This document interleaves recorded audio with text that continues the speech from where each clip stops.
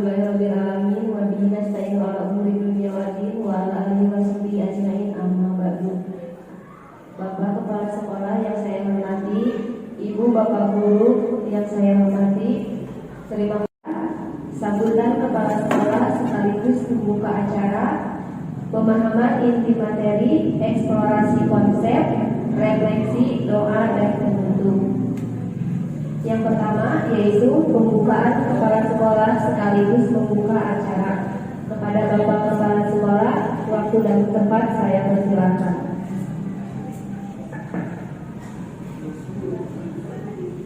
Bismillahirrahmanirrahim. Assalamualaikum warahmatullahi wabarakatuh. Bismillahirrahmanirrahim. Wassalatu wassalamu ala rasulillah wa ala alihi wa ashabihi wa mawalah. Amma ba'du. Rabbi shrah li sadri wa yassir li amri wa hlul 'uqdatam min lisani yafqahu qawli. Puji dan syukur kita pada Allah Subhanahu wa taala yang telah memberikan nikmat kepada kita semua sehingga kita dapat berkumpul di ruangan ini dalam keadaan sehat walafiat. Salawat serta salam semoga tetap dicurahkan kepada Nabi besar yakni Nabi Muhammad sallallahu alaihi wasallam, kepada keluarganya, kepada para sahabatnya, kepada pengikutnya, termasuk kita semua yang berkumpul di ruangan ini. Semoga termasuk umatnya dunia dan akhirat. Bapak Ibu guru SD Negeri Brahman Saking 1 yang saya hormati, alhamdulillah pada kesempatan ini kita dapat berkumpul dalam acara diseminasi aksi nyata modul 1 dan 4 dari program yang sudah diprogramkan oleh salah satu perwakilan dari SD kita, alhamdulillah menjadi calon guru program. Oleh karena itu, marilah kita ikuti acara ini dengan seksama dan juga semoga menjadi bahan bagi kita semua untuk kita menjadi lebih tingkat lagi dalam pembelajaran di sekolah ini, dan juga semoga sangat bermanfaat khususnya untuk Pak Budi selaku calon guru penggerak yang melaksanakan acara ini. Salah satu syarat ya untuk lulusnya atau jadinya dia guru penggerak, dan semoga kita pun dapat mengikuti jejak Pak Budi. Semoga guru di SD Negeri Barakan Muncang 1 ini menjadi guru penggerak semua. Amin ya rabbal alamin. Bapak dan Ibu yang saya hormati, mudah-mudahan setelah selesainya diseminasi ini banyak manfaat bagi kita semua dan juga bagi anak didik kita semua. Dan mudah-mudahan Pak Budi dalam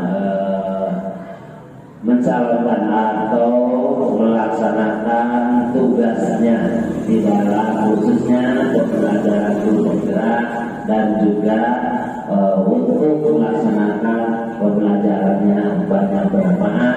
Semoga tidak ada halangan dan rintangan. Mudah-mudahan dia dalam sampai guru penggeraknya ada dalam kelancaran dan ridho Allah Subhanahu wa taala. Bapak Ibu yang saya hormati, banyak dari saya selaku pimpinan atau kepala sekolah di SD Negeri Barakan 1 ini bahkan banyak yang disampaikan, dan mudah-mudahan aja ada banyak manfaat bagi kita semua. Dan sekaligus saya akan membuka diseminasi aksi nyata modul 1.4 budaya positif di SD Negeri Barakacan 1 ini sekaligus saya buka.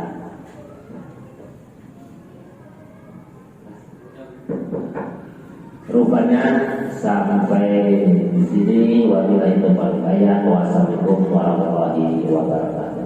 Waalaikumsalam.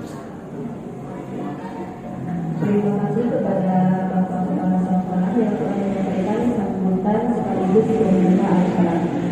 Baiklah, acara yang kedua yaitu pemahaman inti materi yang akan disampaikan oleh Bapak Budi Priyatna sebagai calon guru penggerak angkatan 7 SDN Negeri Parakan Muncang 1. Kepada Bapak Budi Priyatna, waktu dan tempat kami persilakan.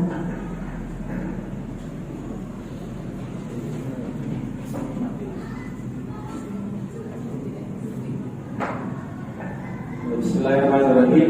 Assalamualaikum warahmatullahi wabarakatuh. Yang kami hormati Bapak Kepala Sekolah, yang kami hormati Bapak Ibu Guru semuanya, alhamdulillah terima kasih atas kehadirannya. Puji dan syukur marilah kita panjatkan kepada Ta'ala. Salawat serta salam semoga tercurah kepada junjungan Nabi Muhammad SAW.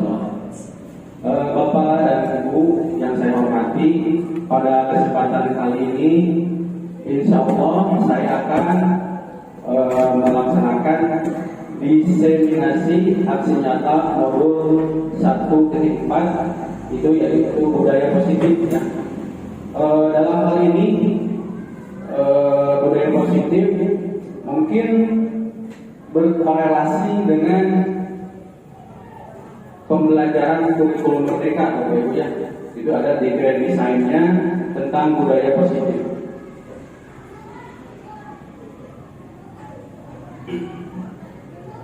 Selanjutnya hari ini saya akan sedikit membahas tentang budaya positif. Dalam hal ini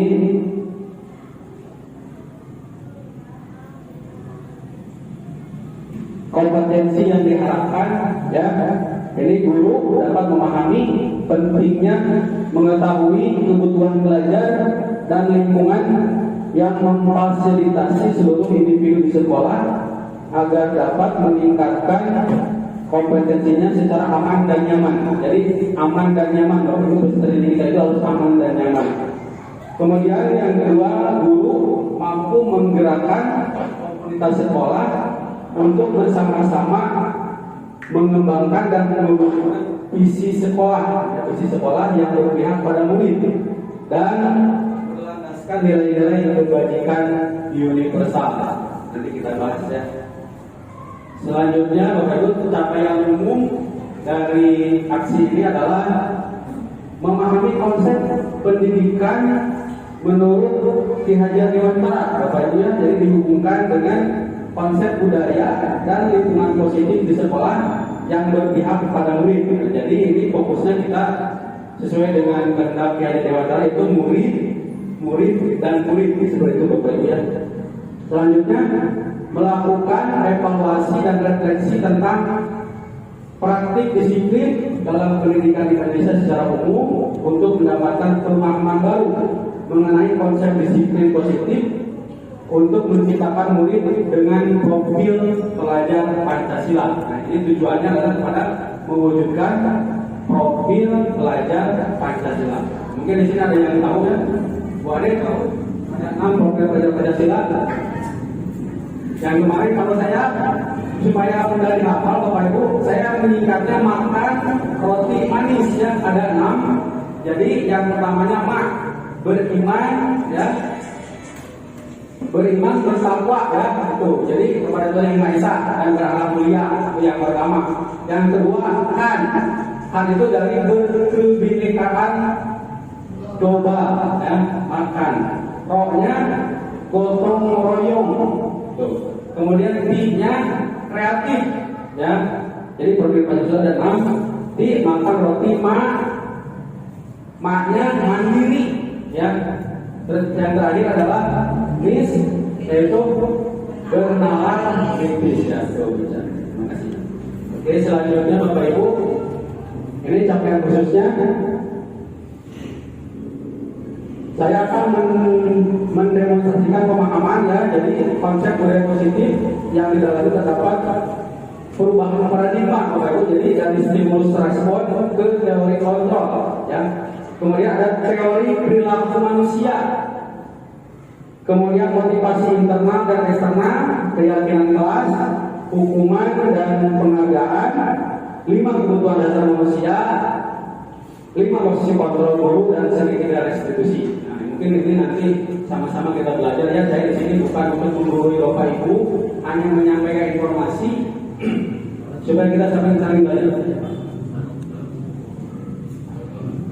Selanjutnya Bapak Ibu, yaitu menerapkan strategi disiplin positif yang memerdekakan murid untuk menciptakan ekosistem sekolah aman dan berpihak pada anak. Selanjutnya menyusun langkah-langkah dan strategi aksi nyata dan efektif dalam mewujudkan kolaborasi dengan seluruh pemangku kepentingan. Jadi dalam CGP ini Bapak Ibu, kita dituntut untuk berkolaborasi ya. Ya nanti Bu Ipa insya Allah kalau bisa lulus gitu ya. Itu jangan sendiri ya, kalau bisa mah yang lain aja ya, untuk bekerja sama gitu, supaya lebih optimal hasilnya. Kemudian yang terakhir, bersikap reflektif dan kritis terhadap budaya sekolah dan senantiasa mengembangkannya sesuai kebutuhan sosial dan dari murid. Selanjutnya Bapak Ibu, ini ada pertanyaan pemantik, mungkin boleh menjawab. Apakah Anda setuju dengan pernyataan ini? Apakah hukuman dapat mendisiplin anak? Apakah dapat? Kemudian pemberian hukuman dengan hal positif seperti membaca atau membersihkan halaman sekolah dapat meningkatkan disiplin anak? Kemudian terakhir, memberi penghargaan dapat meningkatkan motivasi belajar anak? Nanti kita bahas ya. Mungkin ini sudah kita praktekkan, tapi pada kenyataannya Bapak Ibu ya, setelah saya pelajari kemarin itu ada teori pembaruannya, jadi kita ini kan salah. Nanti kita bahas ya. Oke, selanjutnya Bapak Ibu, nah ini materi hari ini adalah disiplin positif dan nilai-nilai kebajikan universal, teori motivasi, hukuman dan penghargaan, kemudian restitusi. Nanti kita mengenal restitusi. Yang ketiga, keyakinan kelas, kemudian kebutuhan dasar manusia dan dunia berkualitas, kemudian restitusi 5 posisi kontrol. Ada 5 posisi kontrol kita sebagai guru ya, nanti kita bahas. Kemudian restitusi atau segitiga restitusi, cara menyelesaikan permasalahan anak ya. Sebuah kasus itu bisa dengan segitiga restitusi. Mungkin Bapak Ibu pernah melakukannya, tapi mungkin tidak pernah iringan kita segitiga restitusi. Nah seperti itu ya. Oke, sebelumnya Bapak Ibu supaya tidak tegang ya, saya akan memberikan kuis. Nanti yang menjawab betul semua saya kasih hadiah ya. Oke, kalau diperhatikan dulu ini asli dia. Nanti kita bentar. Saya kirim di grup ya. Ini silakan dijawab supaya tidak terlalu tegang ya. Silakan dijawab pertanyaannya di grup Bapak Ibu. Boleh dicatat. Nah ini pertanyaannya sudah kebaca nggak kira-kira itu? Ada nggak? Saya udah kirim. Ada nggak? Ada. Silakan jawab Bapak Ibu. Waktunya 2 menit cukup? 3 menit? Dijawab aja. Jangan di sini di di belakangnya aja Bapak Ibu. Di belakangnya aja Bapak. Silakan dijawab aja ya. Supaya tidak terganggu.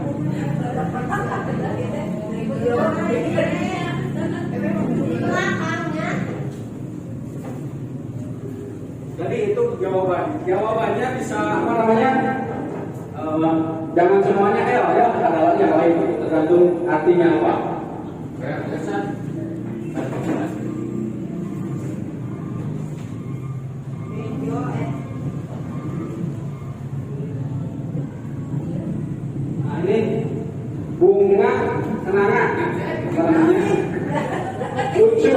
aja tempat bekerja, kemudian berhubungan langsung saat itu juga menentang atau tidak setuju, kurang tidur. Ini misalkan bunga kenanga, ini kan ada 6 huruf. Apa namanya bunga kenanga itu?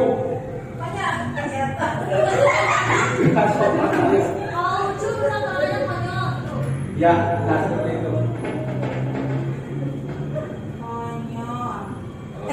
Kalau punya aku, baik kalau punya aku. Nah, silakan ini hanya kuis saja ya supaya tidak terlalu. Karena saya kasih hadiah. Langsung hari berhubungan.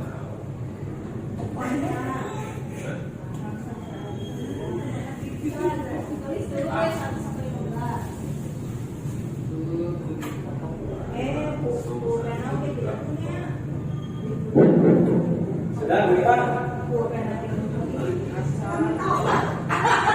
Itu tinggal isi aja, itu udah ada. Itu ada Benny. Itu udah ada.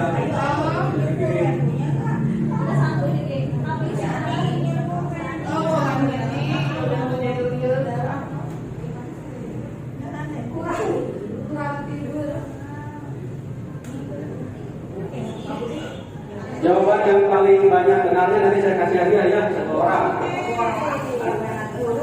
Ada beberapa sesi. Ini Iman, bukannya.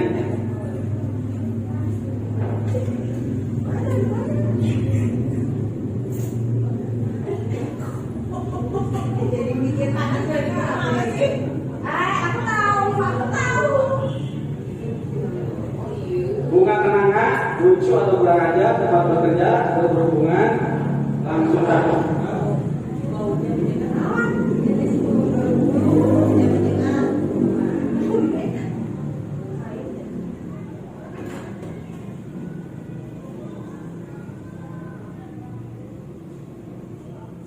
Menentang kontrak.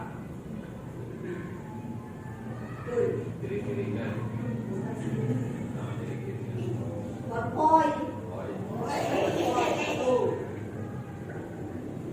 Sudah cukup?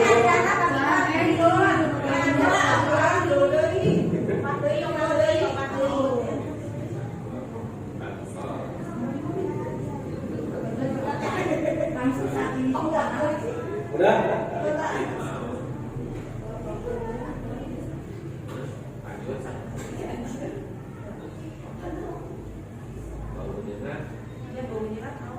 Jadi tidak harus terakhirnya yang semua ya. Tadi ada one point ya itu.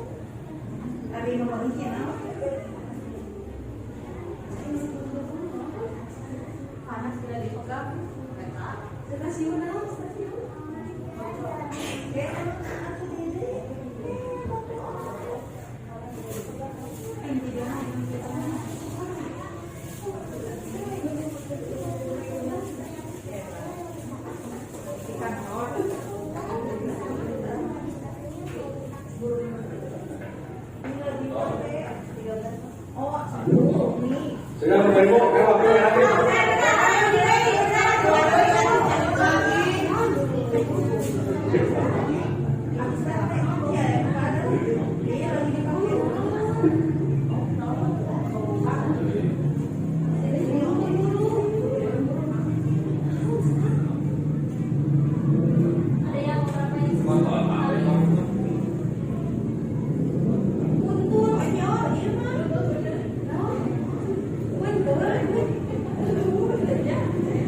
Guru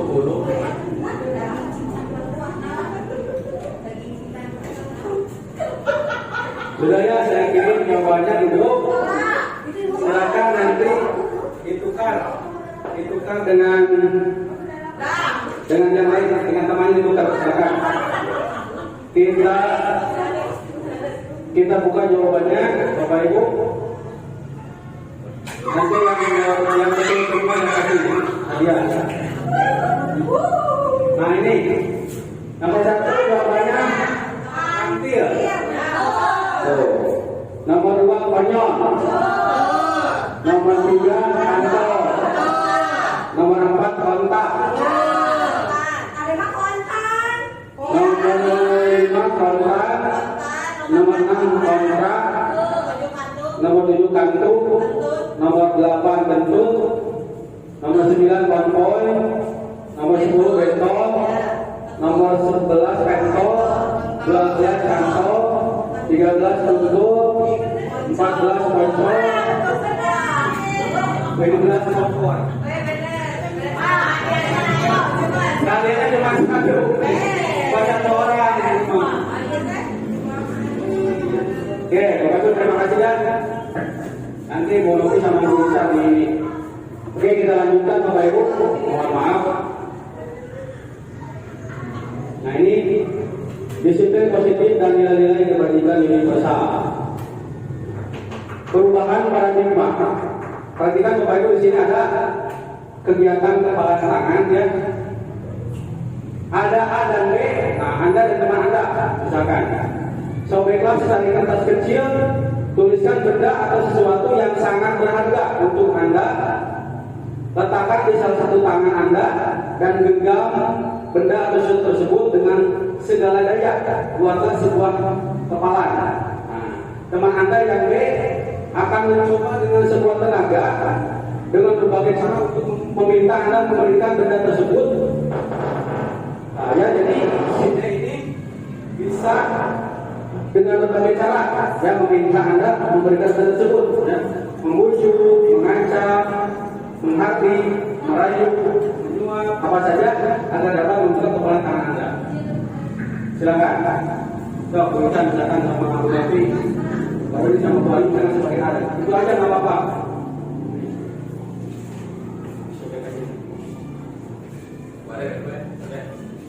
Tuliskan bawahnya sesuatu benda yang sangat berharga. Benda hidup, benda mati. Bebas. Nah, Suami aku sangat berharga.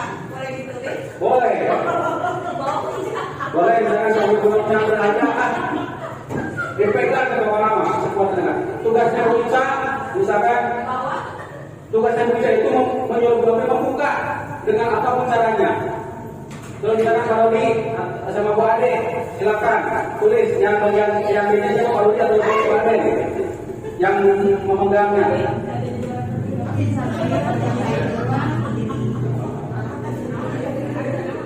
Sudah? Nah, sekarang kita praktekkan dulu. Silakan Bu Rodi dipegang itu apa? Apa hal yang sesuatu yang berharga itu? Ya. Apapun bebas. Tulis saja itu apa? Iya. Kalau tinggal apa di diri saya?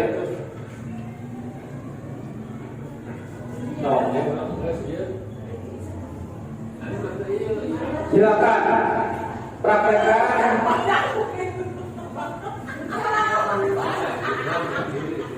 Sudah?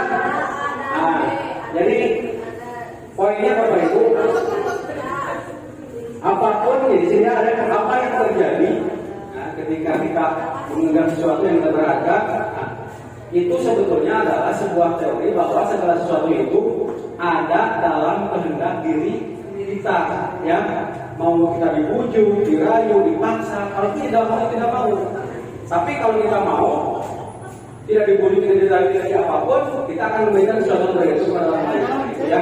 Jadi di sana disebut dengan, di sini Bapak Ibu, perubahan paradigma teori kontrol atau ilusi kontrol, ya. Jadi Bapak Ibu, ilusi guru untuk mengontrol murid, kita tidak bisa. Jadi itu harus seperti ini. Jadi mereka punya kehendak sendiri. Tugas kita hanya bagaimana menuntun mereka, ya. Kemudian Kemudian ilusi bahwa kritik dan membuat orang merasa bersalah dapat menguatkan karakter.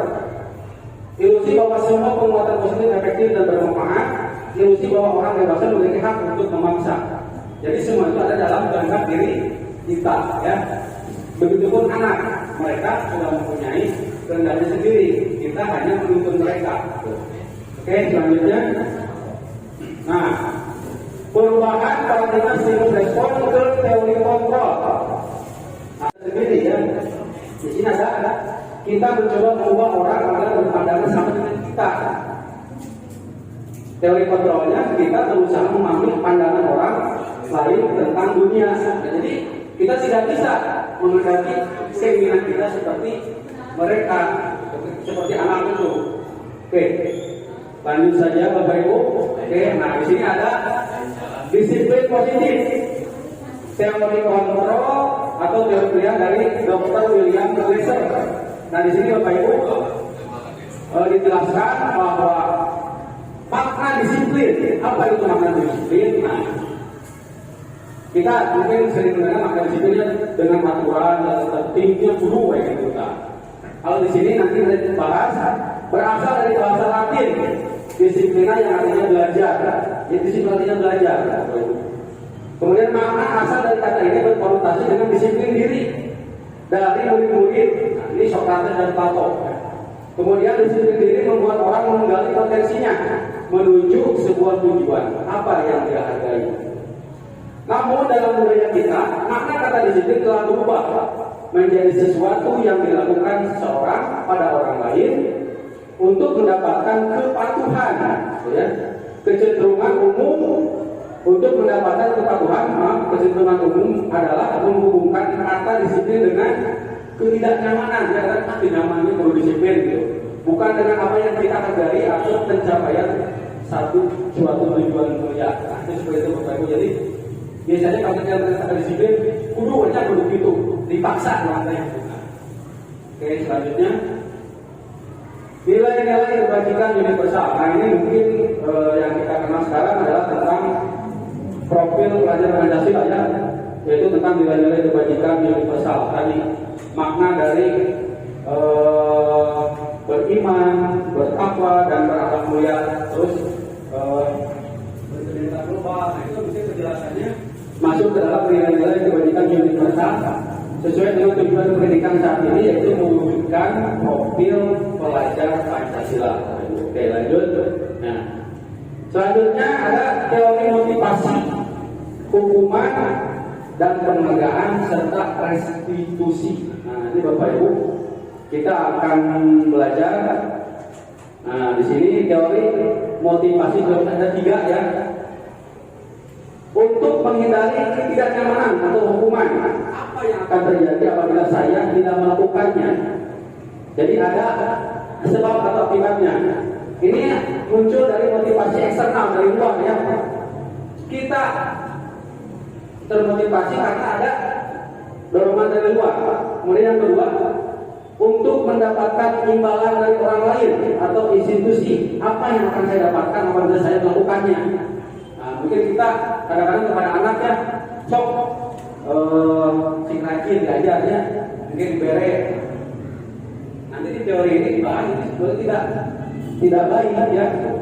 Ini muncul juga sebagai motivasi eksternal karena ada dorongan atau keinginan dari orang lain, ya, dari motivasi, bukan dari kesadaran diri sendiri. Kemudian yang terakhir, untuk menghargai diri sendiri. Nah ini saya akan menjadi orang yang seperti apabila saya melakukannya. Ini motivasi internal, tujuan dari disiplin positif. Jadi ketika anak melakukan sesuatu itu bukan karena takut, ya, atau karena ingin hadiah, tapi murni karena kesadaran dirinya untuk melakukan sesuatu atau tidak melakukan sesuatu. Oke. Lanjut Bapak Ibu. Nah, ini merdeka menurut Kiai Dirgantara. Karena kita sekarang itu ada platform Merdeka Mengajar, ya. Kurikulum merdeka.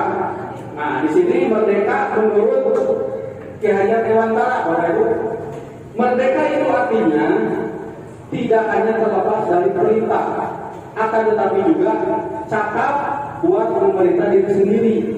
Jadi si anak itu merasa dirinya merdeka, terlepas dari perintah sesuai dengan keyakinan kesadaran dirinya sendiri, gitu ya. Oke, selanjutnya, nah kita akan bicara tentang restitusi, Bapak Ibu.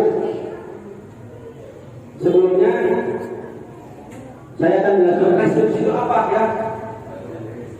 Proses menciptakan kondisi bagi murid untuk memperbaiki kesalahan mereka sehingga mereka bisa kembali pada kelompok mereka, gitu ya, dengan karakter yang lebih kuat, gitu ya.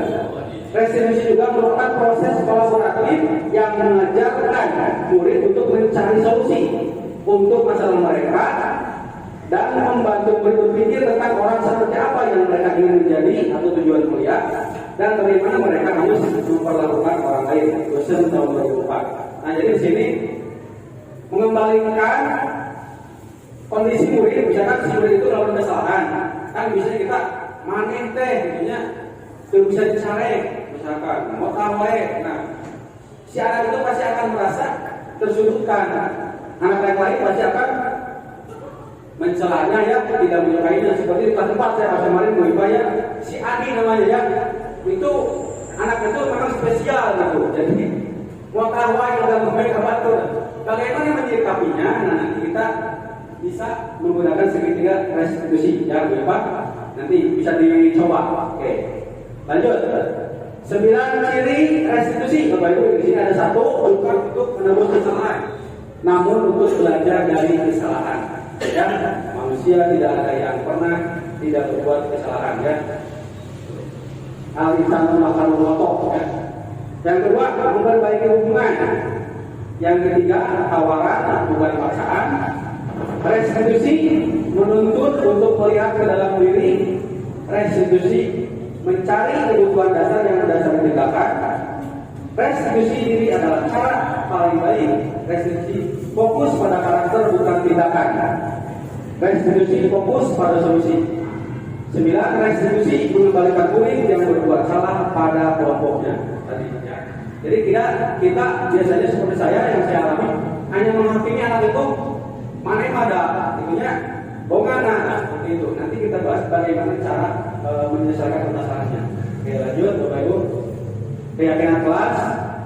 Nah, kemudian keyakinan kelas. Mengapa tidak beraturan saja? Nah, mengapa harus keyakinan kelas? Bapak Ibu benar kan di kelas kan yang dipakai tata tertib ya, aturan kelas. Nah, yang kita sekarang harus pakai itu adalah keyakinan kelas, Bapak Ibu. Bukan peraturan tertentu kelas ya, tapi nanti mungkin kita bisa praktekkan. Kemarin saya sudah mempraktekkan dengan Bu Ipa di kelas 4. Ya, nanti kita belajar bagaimana caranya. Oke, mengapa kita memiliki peraturan harus menggunakan helm? Bila dari kendaraan roda 2, apa alasannya? Gitu ya? Karena kita takut polisi atau apa? Gitu kan? Atau sirkuit bilang, kata Pak Ade, bilang, nah siapa ada bilang ke Pak Ade? Minta apa bilang? Bilangnya bukti pelanggaran, bilang sikatan itu. Lanjut.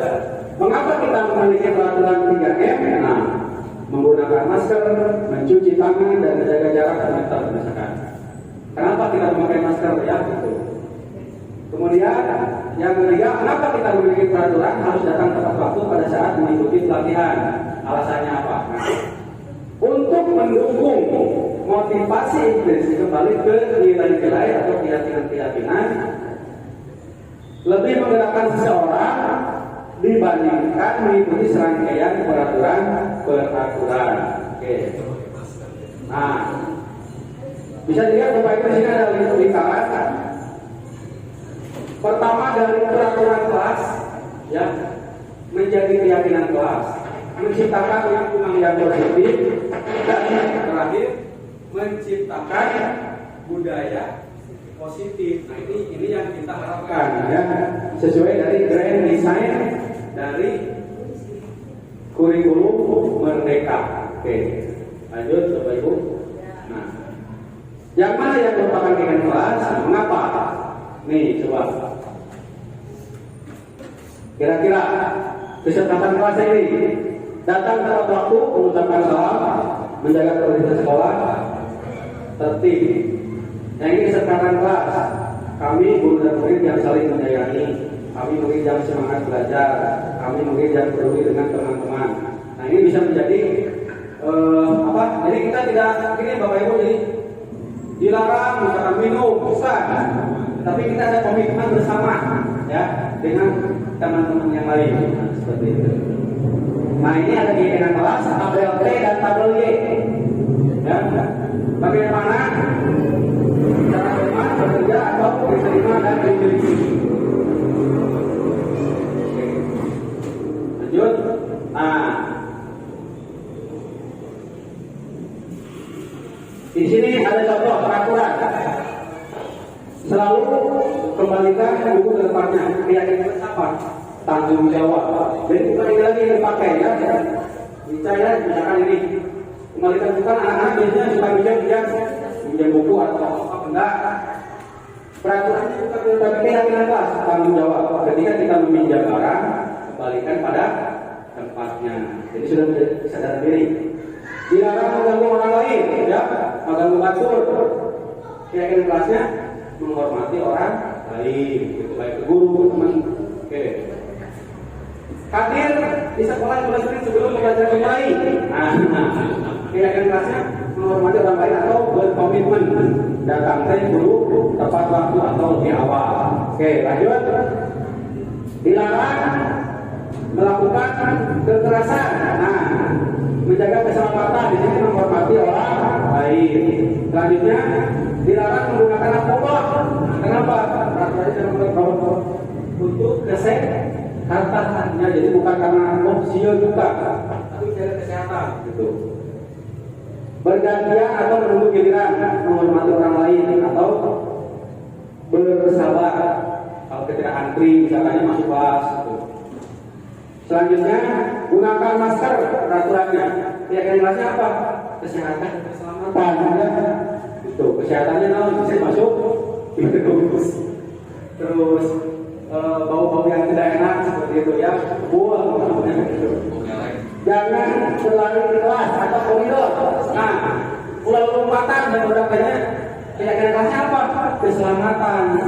Itu dan keamanan. Gitu. Oke. Lanjut. Selanjutnya dihukum oleh penghargaan.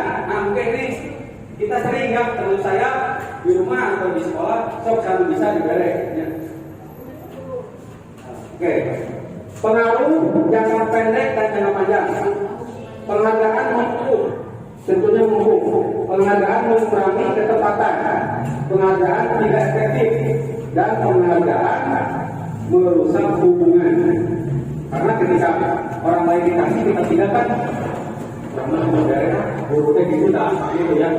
Jadi Bapak Ibu untuk sekarang anak itu semua mempunyai potensinya. Buat dia cuma lagi video ini bisa 10 kan. Semuanya itu potensi kita kasih aja. Itu apa ini kan dengan piala semuanya kasih. Ini mah anak terpandai atau terceria ya betul. Anak yang paling murah senyum boleh itu ya, tidak terbatas hanya kepada nilai eksak saja gitu. Selanjutnya dihukum oleh penghargaan. Nah, penghargaan menurunkan kualitas, penghargaan mematikan kreativitas, penghargaan mengurangi motivasi intrinsik.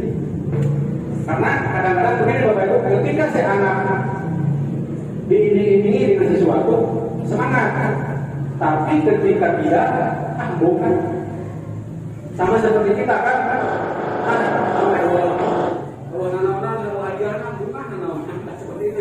jadi tidak ada kesadaran dari diri.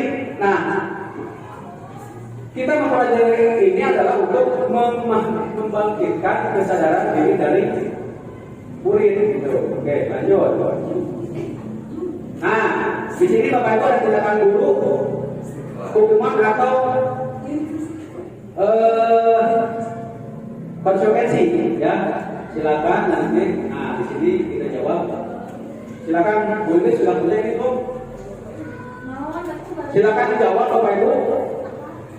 Ini di sini ada Silakan Bapak Ibu jawab, itu termasuk hukuman atau sanksi, konsekuensi ya. Silakan pilih. Mencatat 100 kali. Mencatat 100 kali di dalam buku. Kalimat saya tidak akan balik lagi karena baru sekolah. Tulis hukuman atau konsekuensi. Oh, silakan. Tulis di sini ya. Ya, tulis. Ini siapa Tuhan dan Allahnya? Boleh, yang penting paham tulisnya. Atau temannya nanti yang memeriksaanya.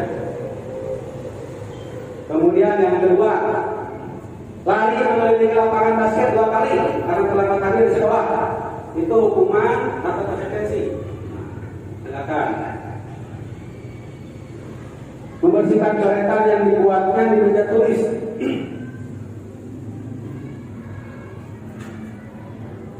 Murid diminta untuk push up. Nah, ini olahraga ya.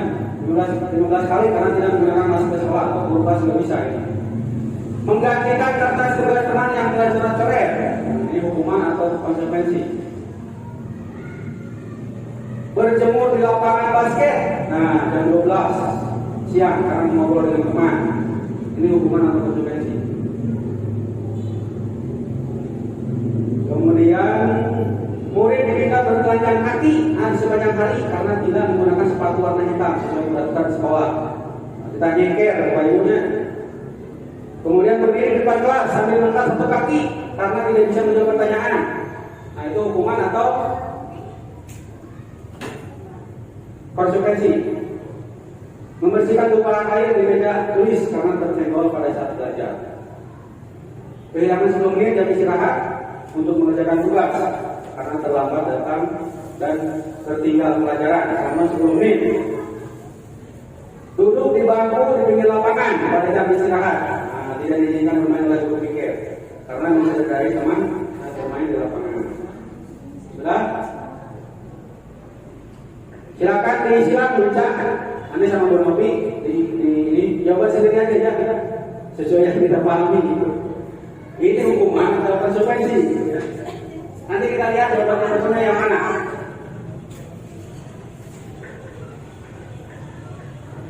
Ini Bapak Ibu LMS, saya ambil LMS saya ya di Gunung Merak, ini online jadi supaya lebih gampang tuh, mengeceknya.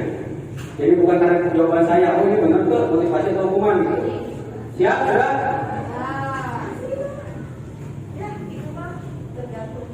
Iya, tapi dari jawaban LMS mah jawabannya ini. Saya juga kemarin banyak yang terkecoh. Ini hukuman atau? Silakan Bapak Ibu sambil minum boleh, sambil makan boleh. Makannya mana? Kita mana?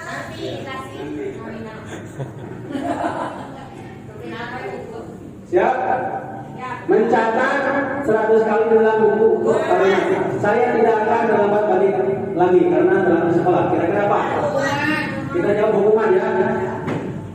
Betul atau salah? Yang betul adalah sanksi atau konsekuensi. Lari mengelilingi lapangan basket 2 kali. Kira-kira apa? Coba. Ya, betul, hukuman. Kemudian membersihkan coretan dan iya, betul. Kita belum pilih. Murid diminta untuk push up. Hukuman. Iya, betul. Menggantikan kertas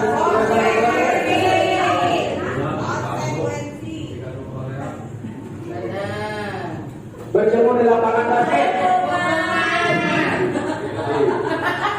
Hukuman Bapak. Murid diminta bertelanjang kaki. Konsekuensi. Hukuman cermin. Salah. Hukuman. Berdiri di depan kelas sambil mengangkat kaki. Oke.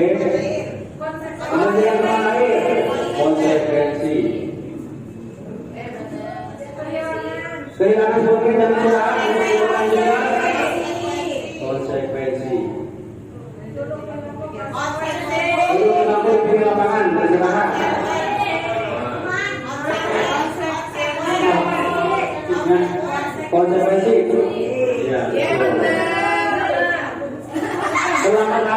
pelajaran dari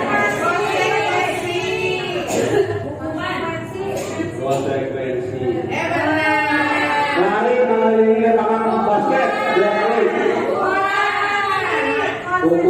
Hukuman. Salah. Membersihkan WC sekolah. Hah? Hukuman.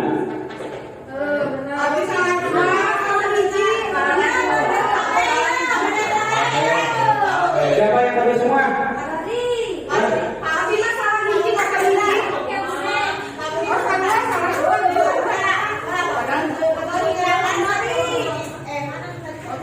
Tapi ini tadi jawaban jalannya gitu.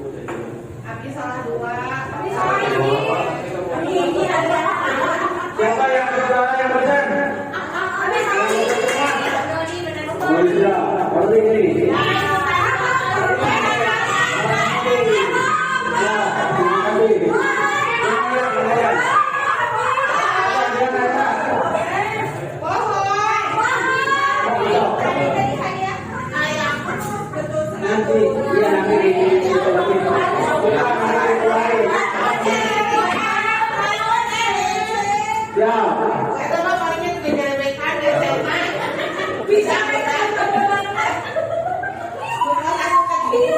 Nah, Bapak Ibu ini jawabannya yang tadi ya.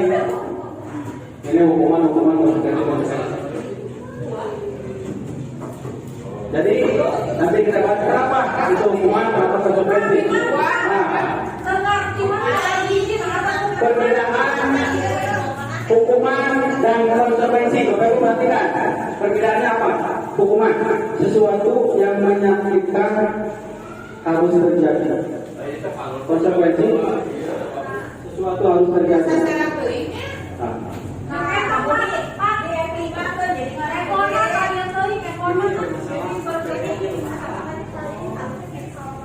Membuat anak sakit tidak fisik maupun hati untuk jangka waktu lama. Konsekuensinya bagaimana? Membuat anak merasa tidak nyaman dalam jangka waktu pendek. Itu dari konsekuensi. Perbedaannya. Anak kedisiplinan. Kalau konsekuensi anak menghargai disiplin, itu perbedaannya. Paksaan, hukuman cenderung terpaksa. Ini dia konsekuensi stimulus atau tanggapan. Mendorong anak diri sendiri, ya, ada hukuman itu. Kalau konsekuensi mendorong anak agar mudah menyesuaikannya. Konsep diri yang buruk, konsep diri yang baik. Anak belajar untuk menyembunyikan kesalahan ketika dihukum, ya, mencari alasan atau apapun. Anak belajar untuk mematuhi peraturan dan kesadaran sendiri. Malah rasa bersalah dipermalukan, merasa dihargai hukuman.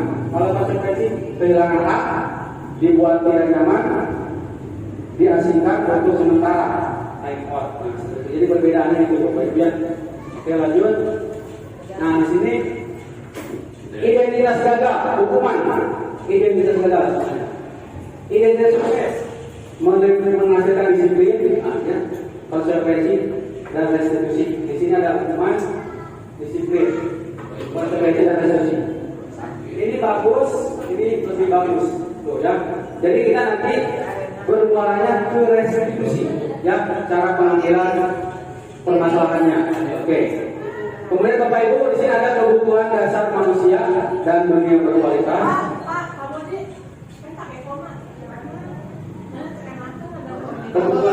Kebutuhan dasar manusia, Bapak Ibu, ada 5. Ada 5 ya.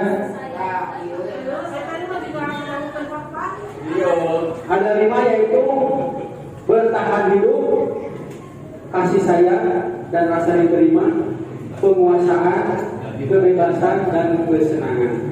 Nah, mungkin Bapak Ibu, anak kita itu kenapa berperilaku aneh atau tidak lazimnya? Karena mungkin ada salah satu kebutuhan dasarnya yang tidak terpenuhi, mungkin ya. Anak yang kurang kasih sayang, gitu ya. Kadang males, gitu, murung, nah. Tuh. Dan apa solusinya, Pak? Ya, nanti kita bahas. Oke, lanjut. 5 posisi kontrol. Sebelumnya kita lihat dulu ada kebutuhan dasar manusia di sini.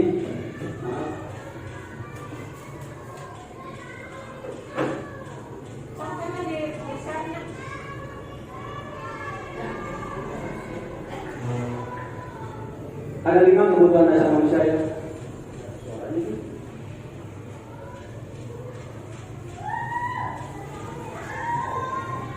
Ada apa lagi?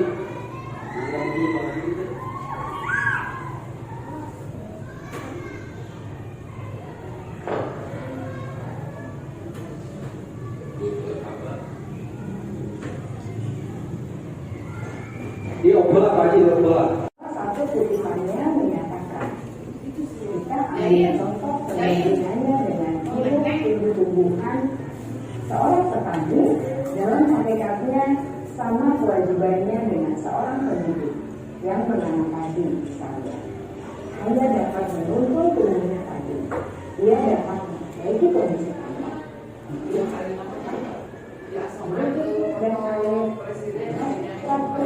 Jamur-jamur yang mengganggu bibit tanaman padi dan lain sebagainya. Ketika guru memahami kebutuhan apa yang mendasari perilaku murid, guru berusaha menuntun dan mendukung murid dalam memenuhi kebutuhan secara positif. Pada hakikatnya, guru tersebut ibarat seorang petani yang sedang berusaha memahami kebutuhan masing-masing tanaman. Dan ia berusaha memenuhi kebutuhan tanaman tersebut agar dapat tumbuh dengan subur dan maksimal.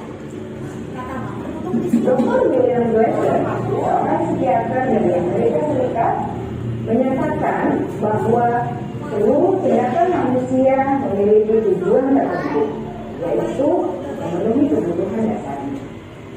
Ketika kelima kebutuhan dasar telah terpenuhi secara memadai, maka murid akan tumbuh dengan seimbang dan bahagia. Sebaliknya, ketika kebutuhan dasar tidak terpenuhi dengan baik, maka seseorang akan mengalami emosi negatif seperti bosan, sedih, dan kecewa.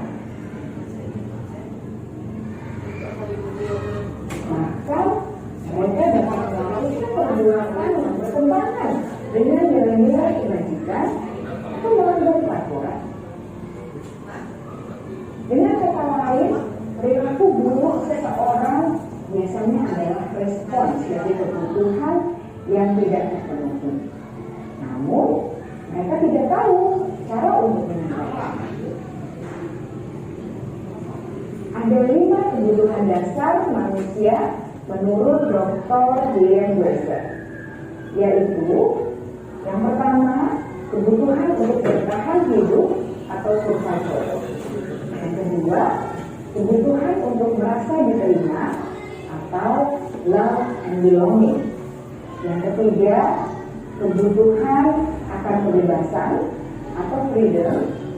Yang keempat, kebutuhan akan kesenangan atau fun.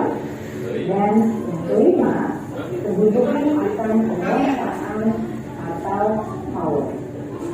Oke, baik Bapak Ibu, itu ya sekilas saja tentang 5 kebutuhan dasar dari manusia. Selanjutnya kita melanjutkan ke 5 posisi kontrol, Bapak Ibu. Mungkin masih terasa asing di kita ya. Kita memiliki 5 posisi kontrol baik di sekolah atau di rumah. Yaitu pertama penghukum, kedua pembuat orang merasa bersalah, ketiga sebagai teman, keempat sebagai pemantau, dan terakhir manajer. Nah, yang manajer inilah yang harus kita laksanakan ketika menyelesaikan suatu permasalahan, Bapak Ibu. Oke. Kita lihat di sini ada video 5 posisi kontrol, Bapak Ibu.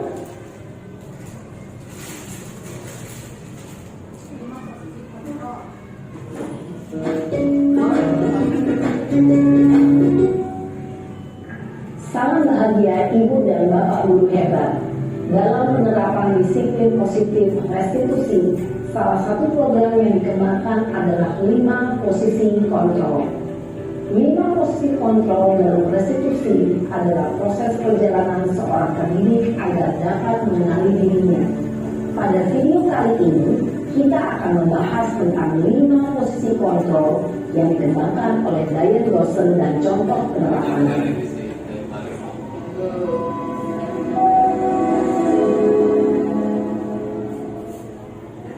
Lima posisi kontrol itu adalah: 1. Posisi pendukung. 2. Posisi pembuat merasa bersalah. 3. Posisi teman. 4.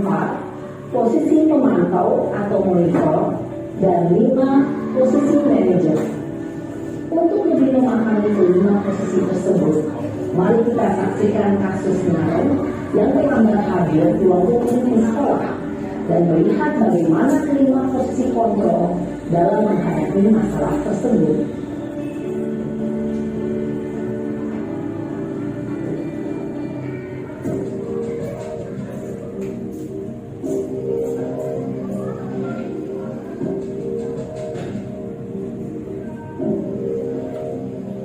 Naren, sini kamu. Selalu terlambat. Kamu deh, pasti terlambat. Maaf Bu, saya Apa coba? Alasan kamu apa lagi? Kapan sih kamu tidak terlambat? Malas sekali ya kamu jadi anak. Dasar pemalas. Kamu kapok sih kamu. Sudah berapa kali terlambat? Sana, kamu keliling lapangan basket 2 kali. kenapa saya harus keliling lapangan basket Bu? Kenapa? Kamu lawan ibu. Berani-beraninya jawab. Sudah terlambat, masih berani jawab pula. Sekarang, keliling lapangan basket 5 kali sekalian. Biar kapok. Cepat. Pergi sana ke lapangan basket. Ini posisi pemukul ya. Posisi penghukum biasanya berbicara dengan nada tinggi, menghardik, menunjuk-nunjuk, menyakiti, dan menyindir. Hukuman bisa berupa fisik maupun psikis. Ibu dan bapak guru hebat. Dampak yang terjadi pada murid ketika guru berada pada posisi penghukum adalah murid cenderung akan memberontak, bahkan menyimpan dendam.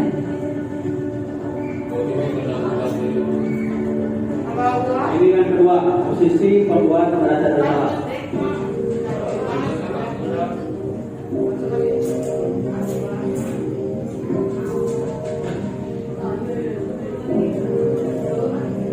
Naren,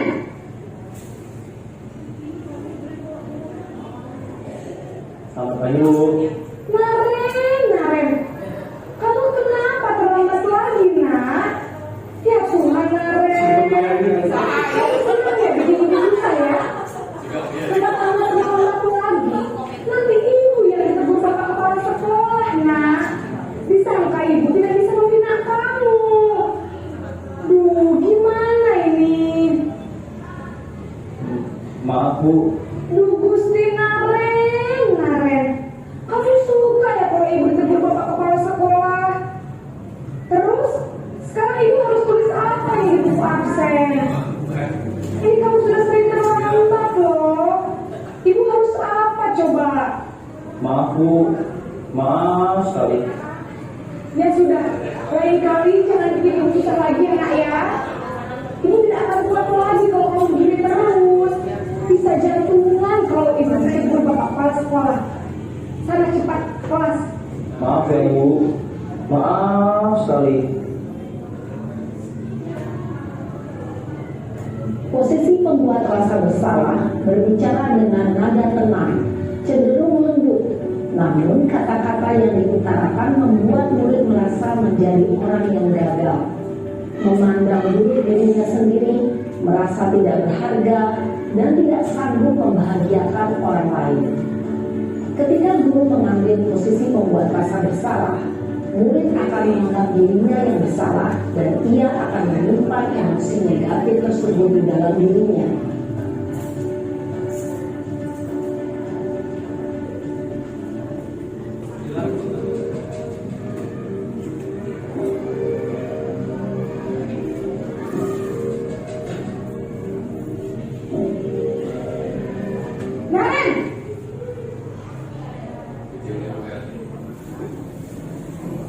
Ayo. Wah, sudah jam berapa ini nak? Sebentar lagi ya sayang. Iya Bu, habis ibu saya lupa bangunkan saya Bu. Kamu malah menyalahkan kamu. Kamu bukan anak yang paling kencang. Kok terlambat sih? Iya Bu, saya memang terlambat bangun tadi. Jadi biarpun saya lagi kencang, tetap gak kejar Bu. Ya sudah sana. Nanti lain kali lainnya lebih kencang lagi ya. Biar gak terlambat lagi. Bikin seneng ibu demi ibu. Bisa kan? Bisa lah Bu. Ya sudah sana masuk kelas. Ibu beresin urusan absen kamu. Kamu ini ada-ada saja. Dalam posisi teman, guru berbicara dengan nada suara ramah, akrab, cenderung bersenda gurau untuk menjaga suasana tetap santai. Murid akan merasa senang, aman, dan akrab dengan guru. Identitas yang tercipta adalah identitas sukses atau berhasil. Namun, perlu diingat, karena ini masih dorongan eksternal, maka ada faktor ketergantungan dari murid kepada orang tertentu. Di sini guru absennya, sehingga di lain waktu murid bisa berperilaku baik, namun hanya kepada orang-orang tertentu saja.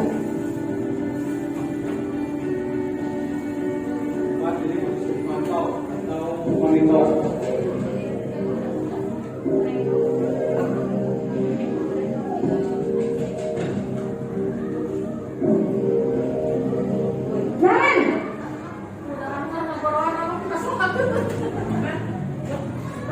Ayo.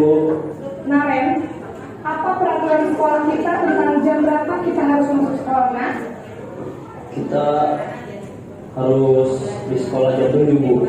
Iya betul, sekarang sudah jam 7.20. Naren sudah tahu konsekuensinya jika terlambat hadir.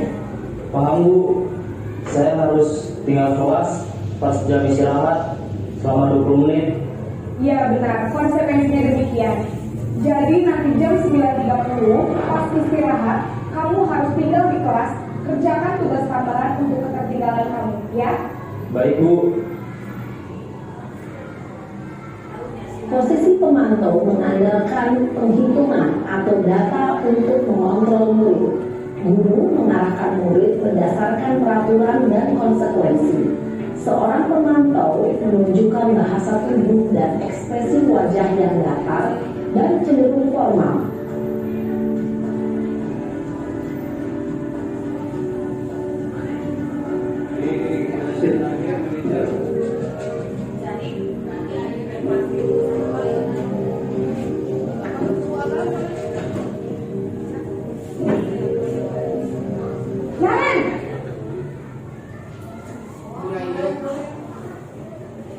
Selamat pagi Bu.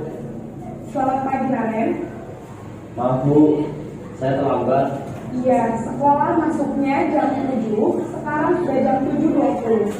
Jadi sekarang bagaimana ini Naren? Maaf Bu, saya lupa setel alarm saya semalam. Baiklah, menurut kamu, keyakinan sekolah yang mana yang perlu kamu tingkatkan?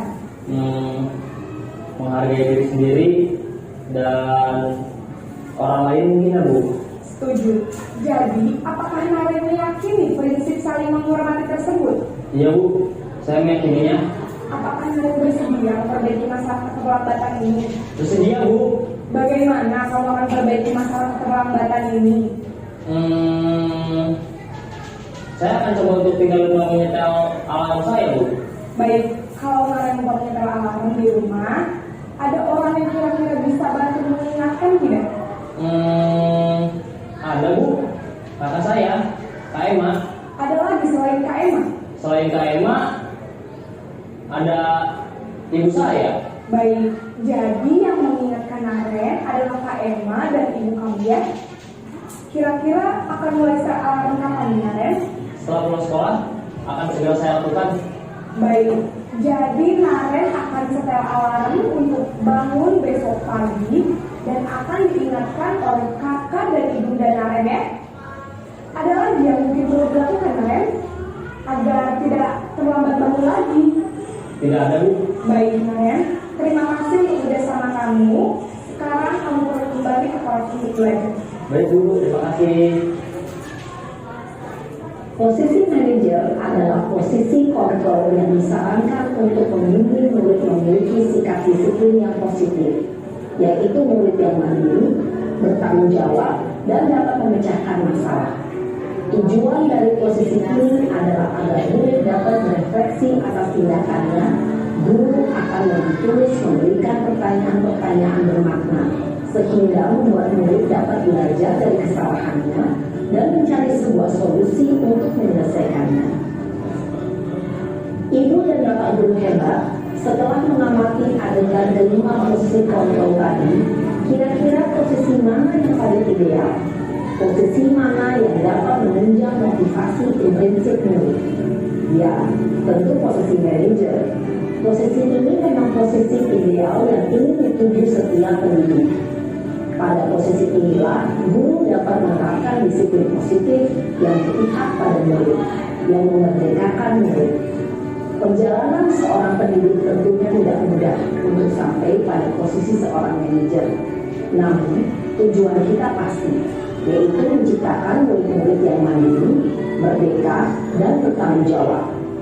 Semoga penggambaran 5 posisi kontrol yang telah diperlihatkan ini dapat menjadi ajang refleksi bagi kita semua, agar dapat terus mengasah dan menerapkan disiplin positif yang memerdekakan murid. Mari terus berlatih dan bersemangat. Selamat menerapkan. Salam dan bahagia Ibu dan Bapak guru hebat. Nah, itu yang posisi kontrol Bapak Ibu. Nah, yang terakhir nanti ini ada segitiga restitusi. Apa itu segitiga restitusi? Nah, ini cara penyelesaian masalah dengan 3 komponen, ya. Satu, menstabilkan identitas. Nah, di sini untuk membuat anak yang merasa gagal karena berbuat salah menjadi positif terhadap dirinya.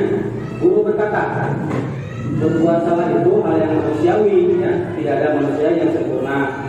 Bapak Ibu juga buat salah, kita pasti bisa menyelesaikan permasalahan ini. Nah, itu yang pertama, menstabilkan identitas. Yang kedua, validasi kebutuhan, membantu siswa mengenali basic atau need atau kebutuhan yang ingin dipenuhinya ketika melakukan kesalahan itu. Nah, pada dasarnya setiap tindakan manusia tujuannya adalah memenuhi basic, ya, atau need, keinginan. Apakah itu power, freedom, love, and belonging, fun, and survival. Ini di sini guru berkata, kamu bisa saja melakukan hal yang lebih buruk, tapi kamu tidak melakukannya, kan? Seperti itu. Kamu pasti punya alasan mengapa melakukannya. Nah, yang terakhir, menanyakan keyakinan. Keyakinan di sini anak melihat kesalahannya dihubungkan dengan norma sosial dan nilai-nilai yang mendasari manusia. Sesuai dengan keyakinan kelas, ya. Guru berkata, apa nilai yang kita percaya di kelas? Nah, kalau sekolah kita, kamu ingin jadi anak seperti apa? Kelas dan jadi seperti apa sih? Nah, seperti itu Bapak Ibu. Selanjutnya, ini kemarin saya sudah mengatakan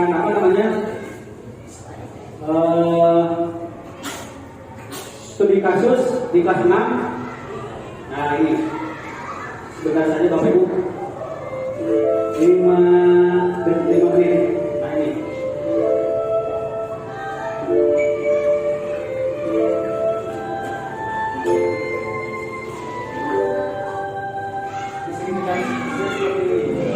Assalamualaikum Pak Budi. Waalaikumsalam. Silakan duduk Pak Ri. Apa kabarmu hari ini Pak Ri? Alhamdulillah baik Pak. Ya, alhamdulillah. Pak Ri, kira-kira tahu tidak kenapa Bapak panggil ke sini? Ya Pak, maaf saya lupa tidak ke sekolah. Ya, tidak mengapa. Setiap orang pasti pernah melakukan kesalahan. Dan Pak Ri bukan orang pertama yang melakukan kesalahan. Tentu Pak Ri mempunyai alasan melakukan hal ini, bukan? Ya Pak. Sekarang Bapak mau tahu kenapa Pak Ri datang terlambat ke sekolah? Pak, maaf tadi malam saya belum berdoa sampai larut malam. Akhirnya saya bangun siang, bahkan sholat subuh pun saya mengerjakannya pukul 7. Ya, terima kasih Pak Ri atas kejujuranmu. Nah, sekarang mari kita ingat lagi apa keyakinan kelas kita yang sudah kita sepakati di kelas 6. Kira-kira hal apa yang tidak kamu sepakati atau tidak kamu lakukan? Pak, saya ingat kita disiplin dan datang tepat waktu ke sekolah, Pak. Ya, tepat sekali jawaban Pak Hari. Sekarang, apakah kamu sudah berdisiplin dengan datang terlambat ke sekolah? Ya, Pak. Baiklah Pak Hari, sekarang Bapak mau bertanya, bagaimana cara Pak Hari agar tidak datang terlambat ke sekolah lagi, sehingga sesuai dengan keyakinan kelas kita? Ya, Pak. Saya tidak akan melakukan bola sampai larut malam lagi, dan saya akan tidur lebih awal. Baik sekali, Bapak sangat menghargai upaya Pak Hari. Nah, sekarang silakan kamu kembali ke kelas lagi ya, Nak. Baik, Pak. Terima kasih. Assalamualaikum, Pak. Waalaikumsalam. Terima kasih sudah membantu yang pertama saya, Pak.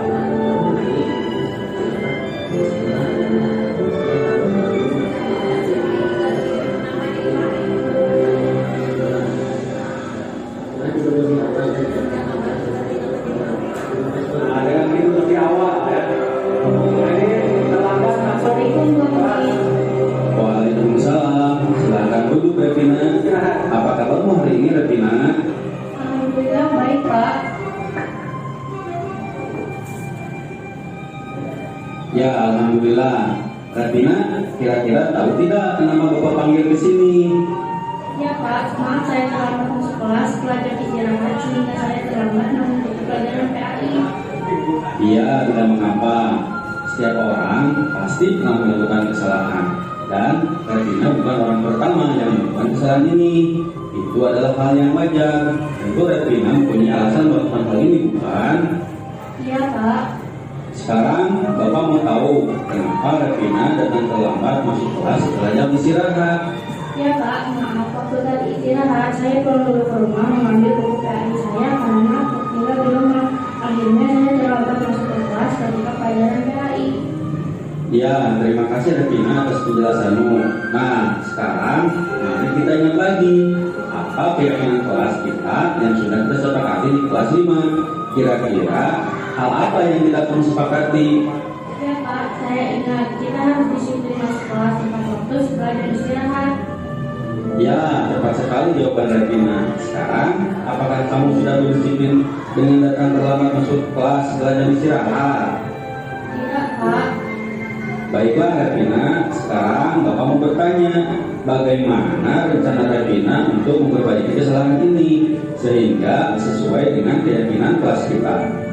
Ya Pak, saya akan mencatat jadwal pelajaran setiap harinya dan memeriksa secara teliti sebelum berangkat ke sekolah sehingga tidak lupa dan ambil pelajaran di rumah.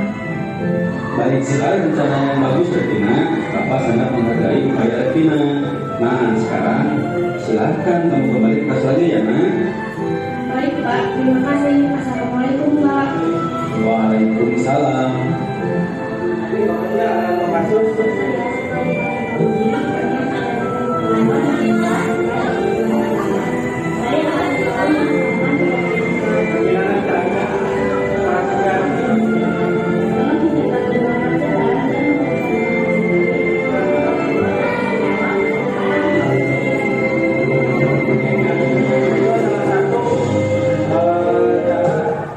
Menyelesaikan permasalahan Bapak Ibu yang seperti tadi melalui segitiga resolusi. Oke. Terakhir refleksi. Nanti saya mohon tadi nanti Bu Lipa atau siapa ya yang mau merefleksikan pembelajaran hari ini ya.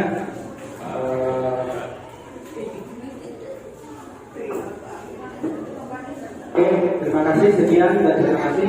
Salam dan bahagia. Terima kasih dari Bapak Ibu atas segala perhatiannya. Mohon maaf atas segala kekurangannya.